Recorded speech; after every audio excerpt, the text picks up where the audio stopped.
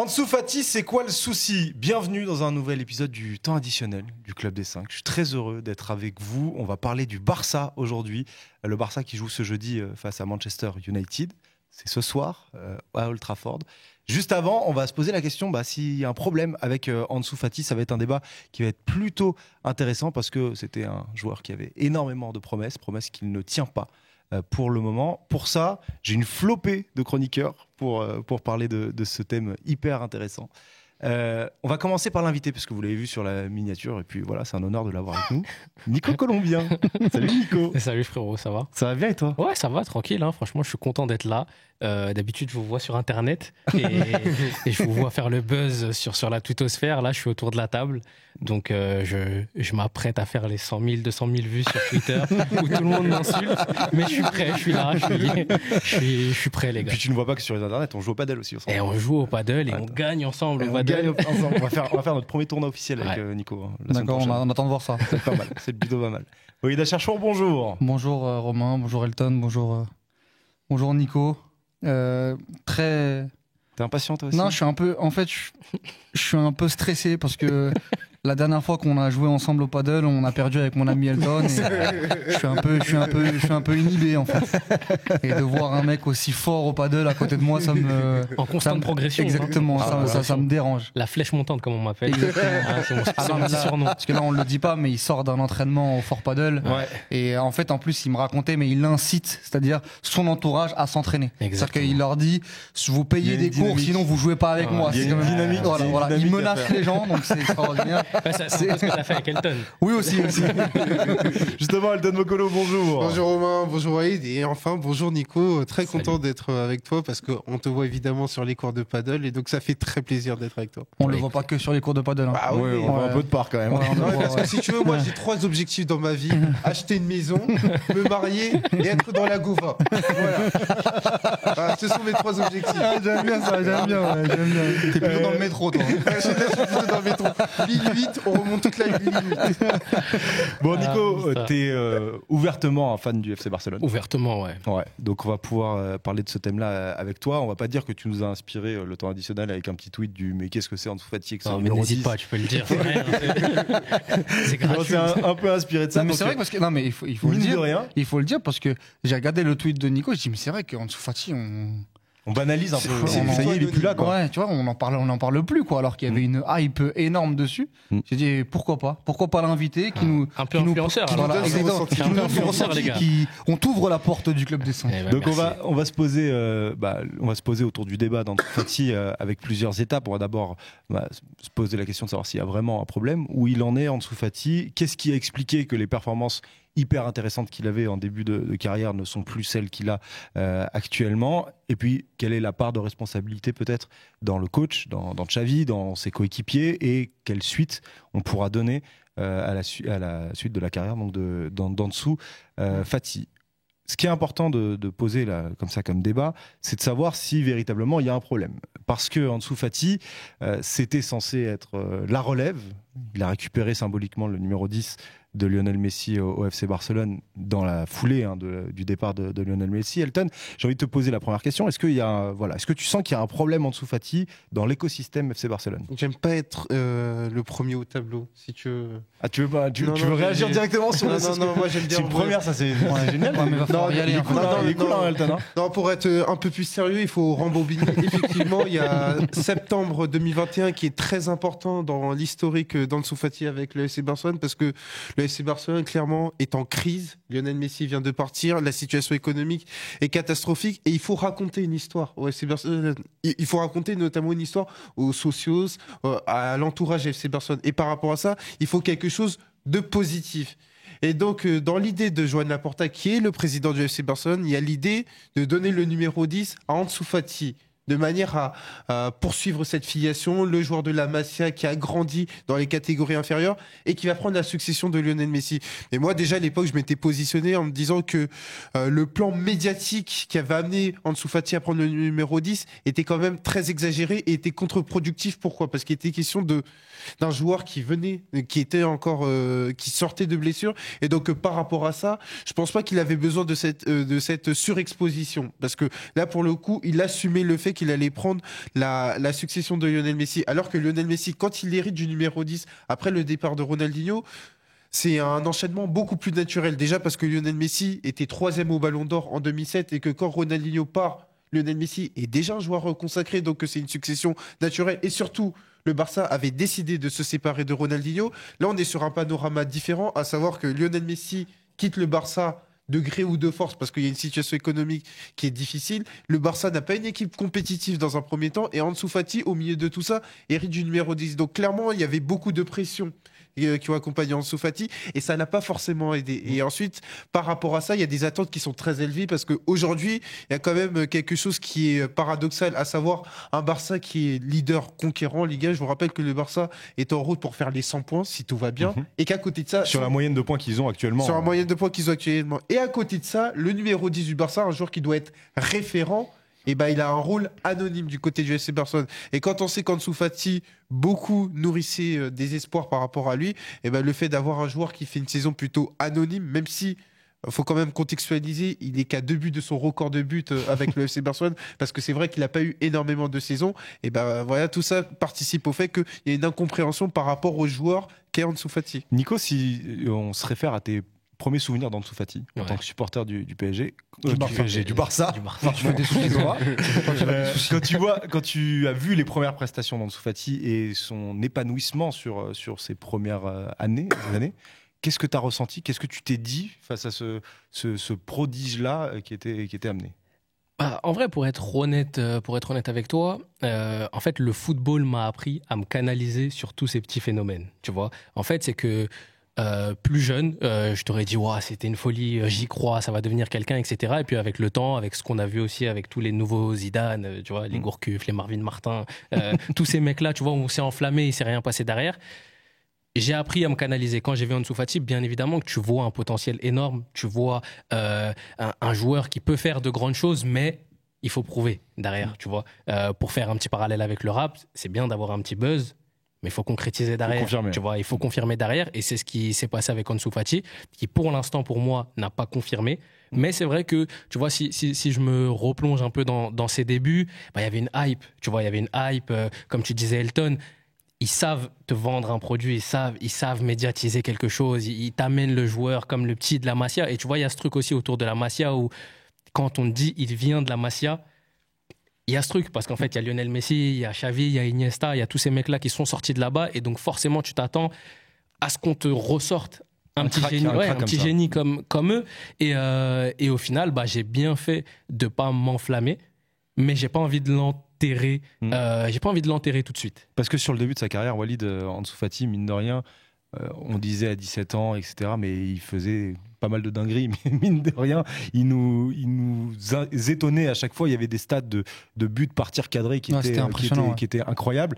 Et c'est vrai que ça s'est essoufflé au rythme, on va rentrer dans le détail sur les problèmes, mais au rythme des blessures aussi qui ont émaillé son début de carrière. Oui, parce que pour moi, c'est l'un principale raison pourquoi aujourd'hui on a un Ansu Fati qui est, entre guillemets, plus à son niveau. Bien évidemment qu'on peut expliquer la campagne de médiatisation, le numéro 10, etc. Mais moi, contrairement à Nico, je me suis enflammé sur Ansu Fati.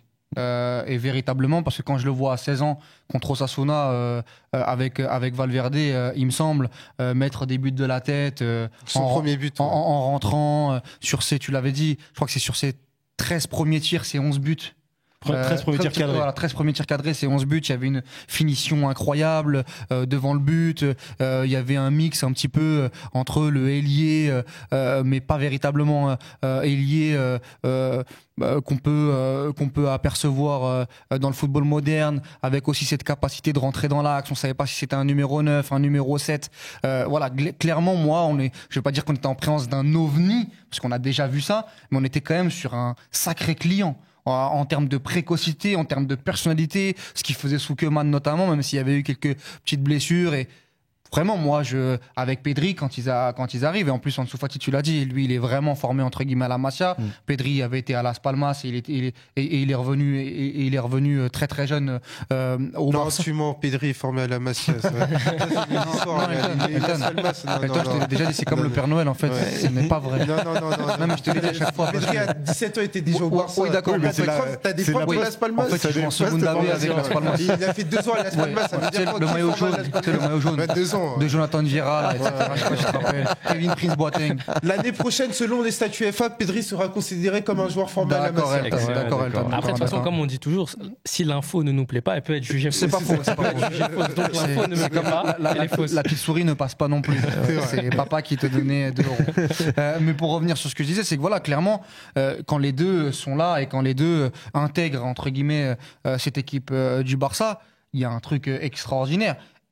Qui se passe, surtout qu'en plus on est un peu sur la fin de Messi au Barça, on le sait pas encore, mais il y a ce titre notamment contre Bilbao avec Koeman, il se passe un truc, bon, on s'est pas trompé sur Pedri, hein, donc Pedri il a pas eu cette grosse blessure, donc finalement je pense qu'on n'était pas si loin de la vérité pour Ansu Fati, mais la réalité c'est qu'il y a eu ces blessures et notamment ces opérations, parce que nous au Club des 5 on l'avait dit, on avait eu quelques échos sur le fait que ça s'était très très mal passé et qu'il l'avait raté clairement, et donc il avait été obligé de repasser sous le billard. Et un jeune joueur de ce niveau, quand tu enchaînes les opérations, tu le fragilises, et on l'a bien vu.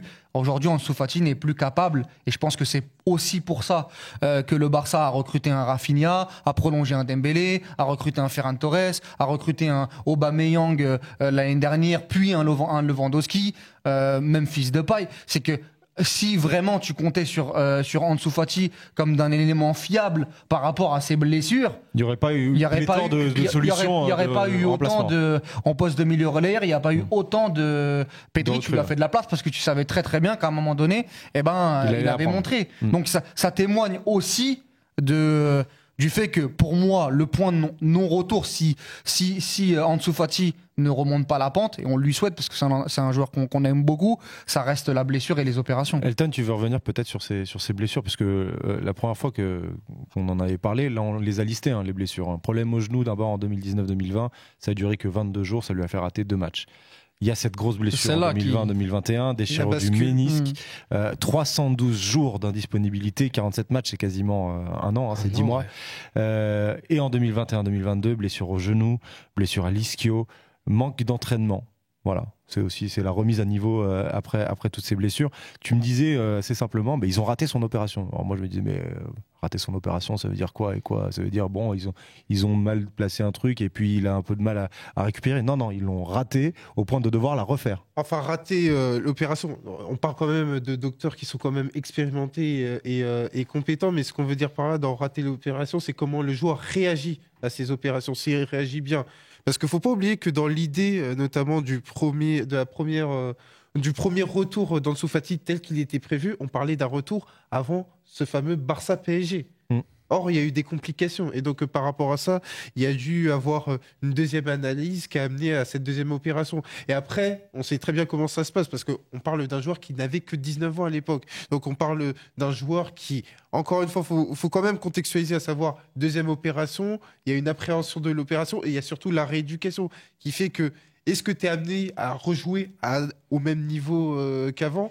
Surtout quand Ansu Fati venait de débuter du côté du FC Barcelone. Donc tout ça a amené à ce qu'aujourd'hui, on est sur une situation où pour moi, c'est un problème beaucoup plus mental que physique. Parce que là, il n'y a pas la possibilité de reset, on remet tout à plat comme il faut. Et puis parce que le côté physique, il est hyper important, hein, sur un joueur aussi explosif, sur un joueur aussi jeune. On le voit, quand il a le ballon, c'est plus du tout la même chose. Parce que pour moi, les deux sont liés. Parce qu'à partir du moment où il y a eu ces opérations, je pense que dans l'esprit d'Ansu Fati, ça veut jouer comme avant. Ça veut jouer avec le physique d'avant. Mais il doit adapter son physique à la réalité d'aujourd'hui. Et c'est peut-être ça c'est peut-être là où réside le problème, à savoir que Ansu Fati doit adapter son corps, doit adapter son jeu au corps d'aujourd'hui. Et pour moi, c'est un problème qui est beaucoup plus mental que physique, parce que factuellement, on parle d'un joueur, et pour moi, c'est une énorme satisfaction.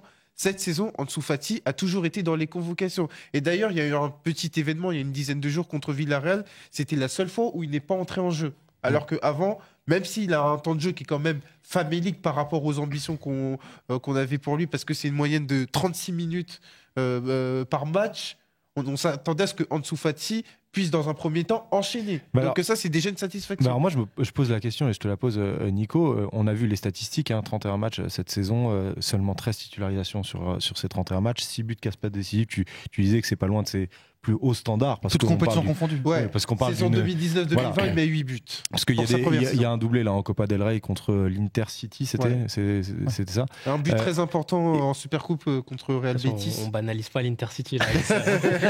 Parce que le ton que t'adoptes en disant c'est l'ogre l'Intercity quand même, c'est dur d'aller jouer là-bas. Est-ce que justement toi tu vois ça comme une bonne nouvelle, un Ansu Fati qui arrive à être au moins là et à être physiquement là, ou comme une mauvaise nouvelle de se dire bah il est là mais en fait on n'a pas l'impression que sa saison est véritablement démarrée quoi.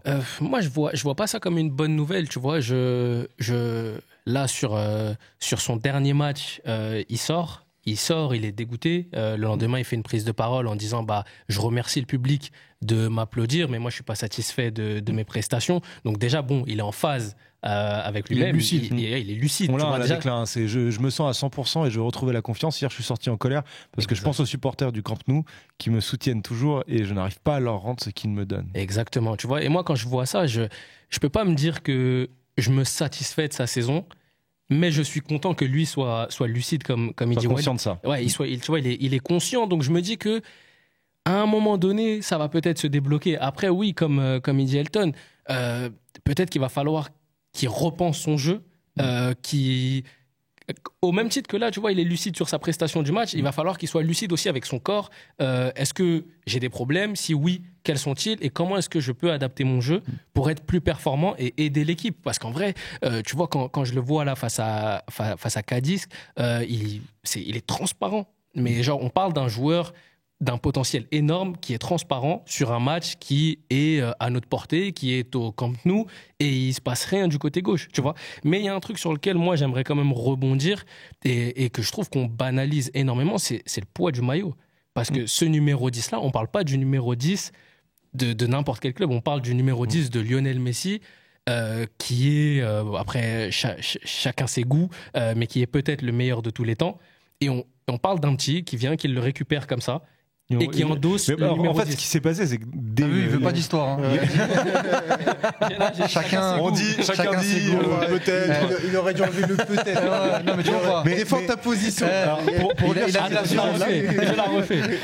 Il prend le numéro 10 du meilleur de tous les temps, qui a été sacré en plus il y a 2 mois, qui a eu cette belle Coupe du Monde. Mais ce qui est vrai, juste pour revenir là-dessus, c'est que les premiers matchs d'Ansu Fati avec le numéro 10 se passent plutôt bien, si je me souviens bien.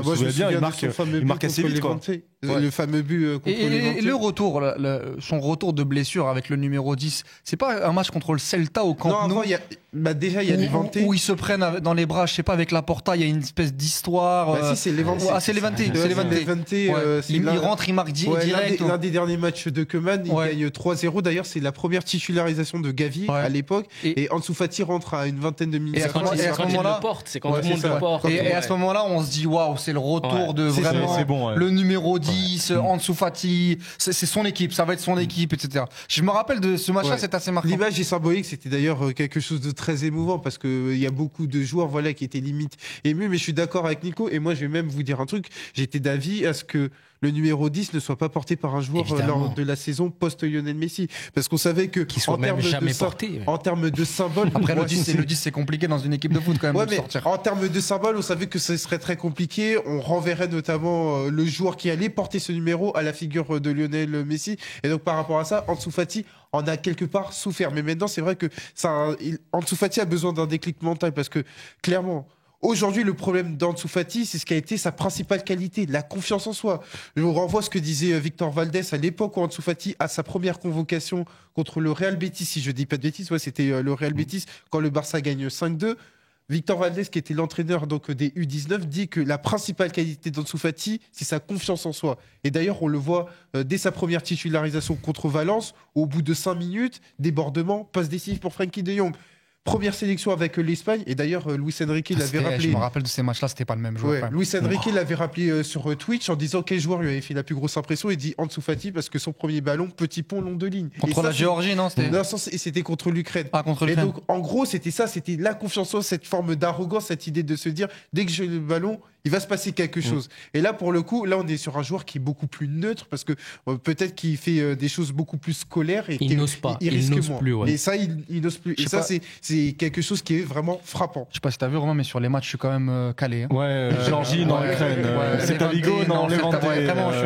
Je suis vraiment bien dans. Parce que c'est vrai. Parce que la différence entre toi et moi, c'est que moi, je bluffe pas. Non, mais pour t'aider, il met un super but contre Celta Vigo, mais il se blesse quelques minutes. D'accord. Et contre l'Ukraine aussi, il marque, non Il marque aussi première minute. J'ai pas les bons contre la Georgie. J'ai pas les bons, mais au moins parce que j'ai quand même une mémoire. Mais pour revenir sur l'adaptation notamment, il faut pas oublier que aujourd'hui, Ansu Fati avait cette capacité de percussion, qu'il allait à 10 000, que tout ce qu'il faisait dans son explosivité permettait à Ansu Fati d'avoir une avance aussi sur ses adversaires, pas que, parce qu'il avait d'autres qualités. Et aujourd'hui, moi j'ai l'impression, parce que Nico en parle de ses derniers matchs notamment, qu'il joue énormément arrêté. Et qu'il a du mal à réenclencher en fait. Et donc aujourd'hui, c'est tout un mécanisme et tout un logiciel qui doit réapprendre. Le problème, c'est que il est au Barça, c'est que le Barça doit avancer, que même si c'est l'enfant du club, jusqu'à quand Ansu Fati va avoir un crédit pour qu'il soit dans le groupe, pour que on lui laisse le temps de dire il y aura un déclic, etc. Ouais, mais si tu fais 2 ans ou 1 an et demi comme ça au Barça, à un moment donné, on va dire mon pote, moi, tu vas peut-être peut-être redescendre à un échelon inférieur dans un club un peu moindre. Et ça aussi, c'est que le football avance. Le football n'a pas de mémoire, entre guillemets, c'est malheureux. Mais quand tu regardes, parce que notamment le duo un peu Ansu Fati, Pedri, moi me fait penser, j'en parlais à Sam Zaguri tout à l'heure en off, à Smith Rowe Saka, où Smith Rowe est arrivé très très fort aussi, comme Ansu Fati un peu avec Pedri. Et finalement, voilà, on a 2 trajectoires entre Saka, qui est titulaire et un leader de son équipe, et Smith Rowe qui ne joue plus à cause des blessures, des méformes, Odegaard qui est arrivé. Et Ansu Fati et Pedri, c'est à peu près la même chose. Sauf que, aujourd'hui, on se souvient plus trop de Smith Rowe, en tout cas dans l'opinion un peu mainstream.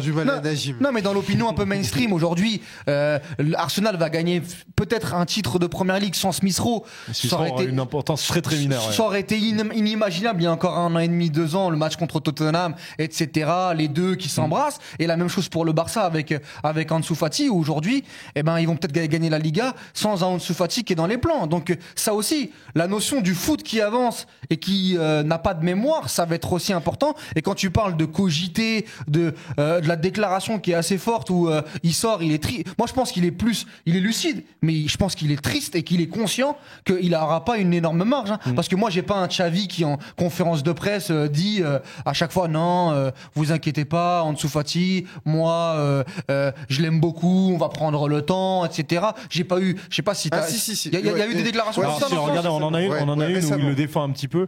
Il parle des attaquants après Cadiz, il dit les attaquants se jugent sur les buts, sur les passes décisives, mais on apprécie aussi le travail défensif, sa participation en attaque et comment il s'est montré. En deuxième période, il était un peu plus incisif, je suis content, il a terminé avec des crampes, ça veut dire qu'il a tout donné, c'est important. Les buts viendront, il en a marqué toute sa vie. Ça viendra. Elle m'avait échappé celle-là, mais donc ça peut être intéressant pour essayer d'avoir ce levier mental. Mais Xavi, il va pas éternellement avant de passer à Xavi et l'impact tactique peut-être de Xavi dans la non-éclosion d'Ansu Fati, j'aimerais juste revenir sur quelque chose que tu as dit tout à l'heure, Nico, où tu parles du fait que tu t'es pas forcément enflammé dès le début, mais du coup, est-ce que maintenant tu regardes les prestations de Fati avec un prisme d'un crack qui doit exploser, ou tu les regardes avec le prisme d'un jeune qui doit encore se développer et qui en plus revient de blessures un peu compliquées? Non, pour moi, je le regarde aujourd'hui comme un jeune qui... Je pense que son buzz d'arrivée, il est passé. Tu vois, je pense que ça y est, on sait ce qu'il vaut. On sait ce que techniquement et footballistiquement parlant, il vaut. Ça veut dire qu'en 1 contre 1, quand il est dans le top de sa forme, il est peut-être injouable. Moi, c'est plus ce qu'il valait. Ouais, tu vois, okay. C'est pas aujourd'hui ce qu'il vaut. Je ne sais parce qu'il vaut pas quelque chose à l'heure actuelle. En fait, par rapport aux blessures, etc., il ne vaut, moi, il ne vaut plus actuellement ce qu'il nous avait montré. Donc en fait, peut-être que ce qui va se passer ce soir, par exemple, contre United, il va nous faire un super match, etc. Et il va redevenir le joueur qu'il était. Mais pour l'instant, moi, j'ai pas ce truc de ce qu'il vaut, en fait. Après, là, tu vois, c'est intéressant en plus sur le match de ce soir, parce qu'il y a un bel exemple de leur côté qui est Rashford. Tu vois, aujourd'hui, quand tu parles d'Ansu Fati, tout le monde te répond en commentaire oui, mais Rashford, on lui a laissé du temps. Rashford, il a eu des mauvaises passes, etc. Et aujourd'hui, il est plutôt il est à son prime, peut-être. Tu vois, peut-être qu'il va aller en tout cas plus haut, je lui souhaite. Et c'est ce qu'on espère pour Ansu Fati, tu vois. Donc, en gros, quand tu me demandes comment est-ce que je le perçois aujourd'hui, j'ai envie de le percevoir comme un futur Rashford. Tu vois, j'ai envie de me dire. T'y crois encore? J'ai envie d'y croire parce que, après, c'est mon regard aussi de supporter. Et tant qu'il est dans mon équipe, je peux pas me dire, vas-y. S'il est prêt à Retafe, tu vas peut-être penser à autre chose. S'il va à Retafe, là, débrouille-toi, frérot. Tu peux pas gérer tous tes patins. C'est plus le cœur qui parle que la raison. C'est plus le cœur, tu vois, parce qu'en fait, tu vois, quand on revient sur cette déclaration où il est triste de sortir, où tu vois, il sent qu'il a pas fait sa meilleure prestation, etc., et qu'il est pas au top de sa forme, on a envie d'encourager parce que tu sais ce qu'il nous a démontré à un moment donné. En plus, il a la conscience du public et de l'exigence que le public peut avoir. Voilà, tu vois, il est conscient de plein de choses. Il n'est pas énervé de sortir juste parce qu'il sort. Il est énervé parce qu'il n'a pas montré ce qu'il devait montrer. Donc, est-ce qu'à un moment donné, on se pose pas et on se dit, comment est-ce qu'on repense notre jeu? Comment est-ce qu'on va utiliser Fati de manière à ce que il soit opérationnel pour le football qui est pratiqué actuellement du côté du Barça, tu vois. Mais en tout cas, pour l'instant, je continue d'y croire. Je perds pas espoir. Non, je perds pas espoir. Elton, sur l'aspect tactique et sur ce que met en place Xavi, est-ce que dans le système qu'il met, Fati pourrait avoir sa place et pourrait avoir son importance? C'est vrai que le Barça a quand même connu plusieurs animations. Alors, à savoir, en début de saison, on était parti sur une idée où Rafinha et Dembélé allaient occuper les ailes. Ensuite, au mois d'octobre, et moi, à un moment donné, Fati a eu un bon passage, notamment sur le Classico, où il fait quand même une bonne rentrée et il est impliqué sur le but de Ferran Torres. Et ensuite, on s'en est aperçu depuis le mois de janvier. Xavi a encore travaillé tactiquement parce qu'aucun des ailiers ne donnait satisfaction sur la longue durée et il a décidé de placer Gavi sur le côté gauche. Et donc ça enlève un poste à Ansu Fati parce que Ansu Fati... C'est le match notamment à Séville, on le voit. Et ça, je trouve que le message que Xavi renvoie à ce moment à un joueur comme Fati n'est pas donné satisfaction. N'est pas bon parce que Gavi à la base c'est un joueur, c'est un milieu relayeur. Il a commencé la saison milieu relayeur. C'est milieu relayeur, donc là il occupe le poste qu'occupait Iniesta à un moment donné quand il était ailier gauche aussi, tu vois. Donc ça enlève clairement une opportunité à Fati qui se dit là c'est Gavi devant moi, peut-être que Rafinha peut jouer à ce poste-là, Dembélé peut jouer à ce poste-là, mais du coup je suis un deuxième, troisième, quatrième couteau, tu vois. Il y a même plus l'idée de le mettre en œuvre parce que il y a un mec qui s'appelle Robert Lewandowski qui pèse 50 000 par an. Alors attention, donc il a eu une période en neuf quand Lewandowski justement, c'est là où j'allais y venir, c'est-à-dire que pour Gavi, sur le côté gauche, ça répondait à notamment plusieurs préceptes, à savoir avoir une équipe qui est un peu plus compacte, une équipe qui va beaucoup mieux presser. Et on sait que Gavi, il est au niveau, au niveau intensité, il est très important. Mais pour moi, je l'appelle Taz. Pour les raisons évidentes, à savoir qu'il s'arrête jamais, il court énormément, il est très précieux pour le Barça et il a une valeur ajoutée dans les derniers mètres, ça faut quand même pas l'oublier, alors que Ansu Fati lui il détonne dans l'animation collective du Barça. Et ensuite, pour revenir sur Ansu Fati, c'est vrai que quand Lewandowski est suspendu 3 matchs, faut pas l'oublier, Xavi a quand même donné de la confiance à Ansu Fati puisqu'il démarre les 3 matchs en 9, c'est-à-dire Atlético, Retafe et Girona. Un peu dans le rôle de Rodrigo, quoi. Exactement. Mais on peut pas dire qu'il ait donné, qu'il ait donné satisfaction. Et pour moi, je vais vous dire, le match contre Girona, il est infect. C'est compliqué, il est horrible parce que on voit bien que c'est pas un neuf, à savoir qu'il fait des mouvements qui sont contraires à celui d'un avant-centre. Et donc, par rapport à ça, je me rappelle, on faisait des émissions à l'époque au Club des 5.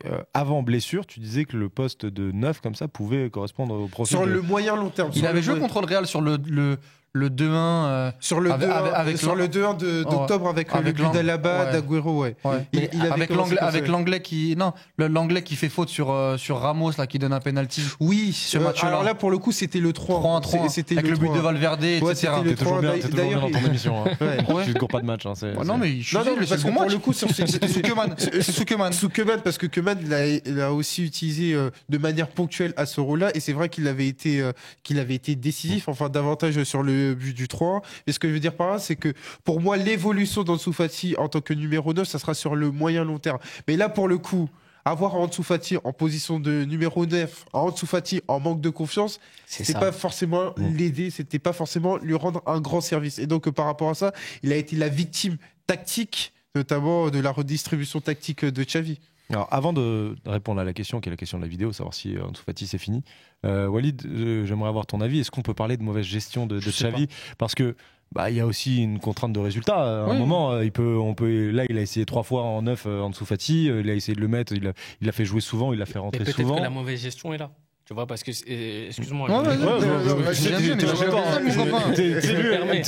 nombre de micros qu'il bouffe par semaine déjà. Je suis content de me faire bouffer le micro. S'il y a enfin quelqu'un qui peut lui prendre la parole une fois de temps en temps, ça peut mais juste, je me permets parce que je rejoins Elton. Une émission de plus, il te fait tes lancements. Je te le dis. Sur la mauvaise gestion de Xavi. Oui, parce que je pense qu'il y en a une, en tout cas, avec Fati. Là, tu vois, on reprend juste l'exemple le mec, il n'est pas en confiance sur son poste de base, tu vois. Il n'est pas en confiance avec lui-même. Il y a un problème avec ce mec-là. Baldé est plus offensif que lui quand il est sur le terrain. Mais toi, la seule idée que tu trouves à faire, après peut-être que tu n'as pas le choix sur le papier de faire autrement, mais tu vas mettre un mec qui n'est pas en confiance à un poste qui n'est pas le sien, tu vois. Pour remplacer Lewandowski, pour faire le travail de Lewandowski. Oui, c'est pas comme si c'était en plus un petit papa. Après, le problème, c'est que Nico, il n'avait pas d'autre solution. C'est pour ça que je fais comment ? Parce que Lewandowski n'est pas là. Entre-temps, il y a le départ de Memphis Depay qui t'enlève une rotation. Et puis surtout, quand tu es en Ansu Fati, bien évidemment que numéro 9, c'est pas son poste entre guillemets préféré, mais il n'a pas fait jouer défenseur central non plus. Il le fait jouer à un poste qu'il a déjà connu, que ce soit dans les catégories jeunes et avec le Barça sous Koeman de façon ponctuelle. C'est aussi à lui à un moment donné. Au Barça, à un moment donné, on te donne quand même des minutes, on te donne un volume de match. Tu vois, 4 matchs quand même, c'est assez important. Et quand tu vois le match contre Girone, c'est pas, il y a des choses intéressantes. C'est très très compliqué. Donc après, quand t'es Xavi et que t'as une pression de résultat, que cette année t'as vendu père et mère pour faire un gros recrutement. On est au 77e levier. Non mais pour avoir des résultats. Ansu Fati ou pas Ansu Fati, c'est quand même, t'es dans le rôle de Xavi, tu dois aussi faire des choix par rapport à ça. La même chose pour Gavi, tu disais Gavi, mais Gavi, s'il voit que, parce qu'il y avait un gros problème au milieu de terrain dans les gros matchs pour avoir une vraie emprise, il veut mettre ce carré Busquets, De Jong, Pedri, Gavi pour avoir un peu plus de façon un petit peu Espagne où Iniesta jouait un peu sur le côté et qu'il y avait Xabi Alonso, Busquets, Xavi, malheureusement, Ansu Fati ou pas Ansu Fati, Xavi doit régler les soucis de son équipe, l'améliorer. Et quand tu as un joueur qui est soit pas en forme, soit pas bon quand il rentre, ou soit pas là mentalement, le train il avance. T'es dans le foot de haut niveau. Alors, j'en viens à la question. Ansu Fati, c'est fini pour l'interrogation. Tu nous as un peu donné ton ressenti tout à l'heure, Nico, en disant que tu avais encore de l'espoir. Tant qu'il y a vie, tant qu'il y a de la vie, il y a de l'espoir. Mais du coup, Magic System. Tant qu'il y a Fati, il y a de l'espoir. C'est ça. J'aime bien, on note ça. Du coup, si tu as encore de l'espoir en Ansu Fati, dans quel rôle et comment tu pourrais le voir rebondir dans ce FC Barcelone ? C'est une bonne question parce qu'en vrai aujourd'hui tu vois, quand on parle de Gavi à gauche, moi je trouve que ça fait le taf, tu vois, avec un Baldé extrêmement offensif qui fait la différence en 1 contre 1 à la base, ce que Fati faisait et qu'il pourrait faire. Aujourd'hui en fait c'est déjà comprendre ce qui ne va pas, tu vois, comprendre ce qui ne va pas et où est-ce que il se sent le mieux, parce que si aujourd'hui il n'a plus l'explosivité pour jouer sur un côté, est-ce qu'il ne faut pas recentrer, jouer numéro 9 ? Après, aujourd'hui, on a Lewandowski. Peut-être que sa place n'est peut-être plus au Barça aussi, tu vois. Peut-être qu'il y a trop de pression. Peut-être que sur le papier, on ne trouvera pas de schéma pour le mettre. Mais une chose est sûre, il ne faut pas qu'il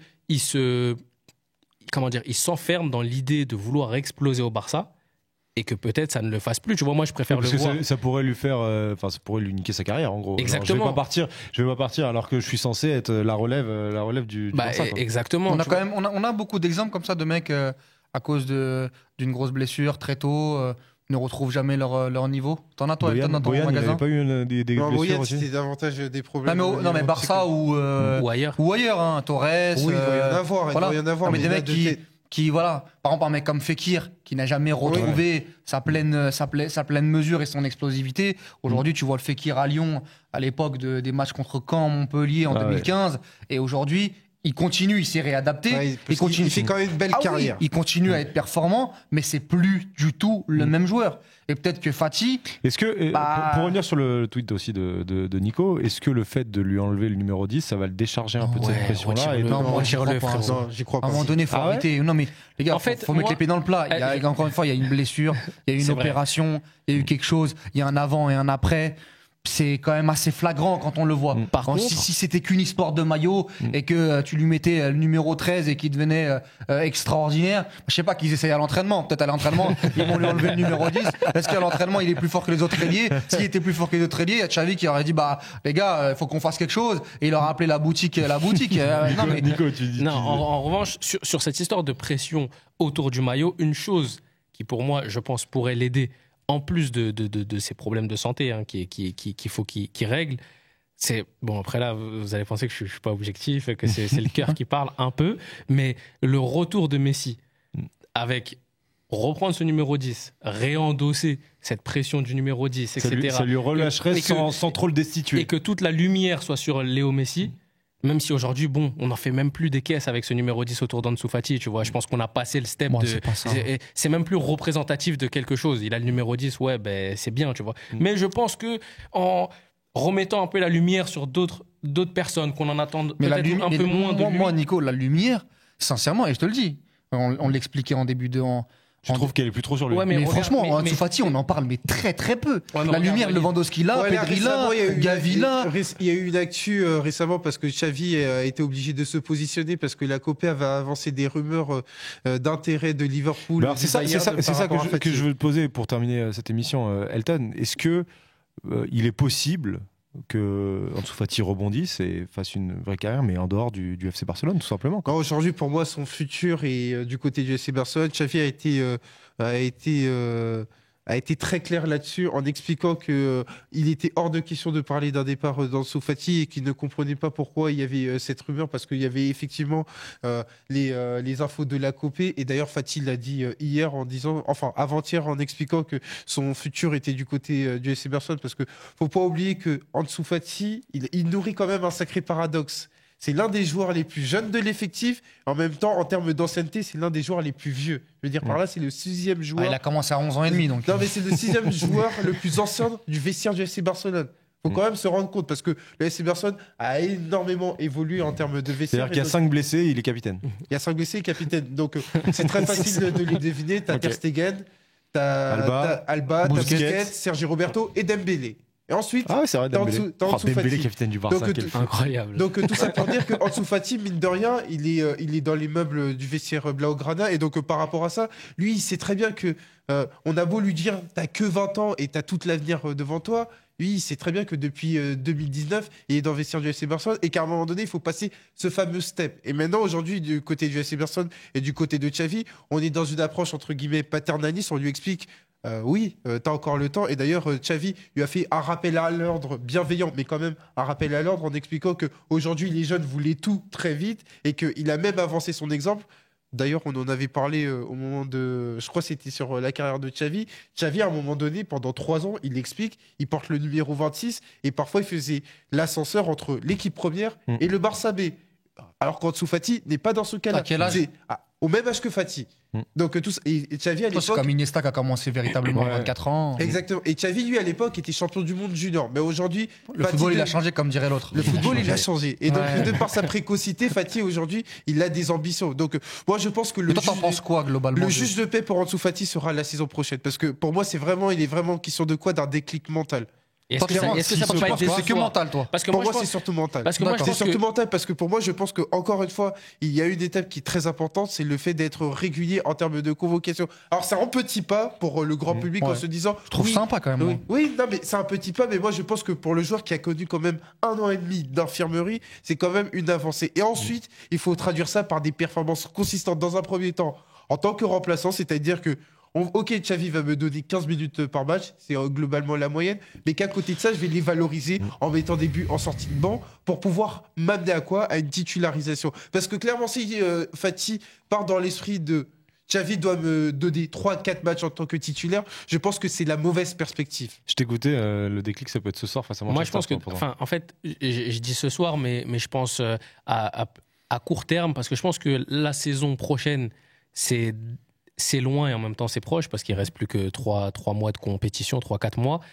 Mais on va avoir déjà un match très important face à United, où si il est titulaire, il doit être important. S'il fait une sortie de banc, il doit être important. Mais on a aussi surtout une triple confrontation avec le Real Madrid au mois de mars. Entre la Copa del Rey et le championnat. Et en fait, ça va être une triple confrontation extrêmement importante pour le Barça. Parce que si on gagne les 3, il se passe quelque chose, tu vois. Et il peut avoir un rôle à jouer. Donc, si le problème, il est que mental, et qu'il est important, soit par des passes décisives, soit par une avant-dernière passe, soit par un but, ou il y a des opportunités de déclic. Ah oui, là, si à la fin du mois de mars, on t'a donné des opportunités, donc soit titulaire, soit tu es rentré avec un temps de jeu conséquent, et que tu ne fais rien, l'année prochaine, c'est loin. Tu vois, l'année prochaine, c'est loin. Le titre, il se joue maintenant. La Copa, elle se joue maintenant.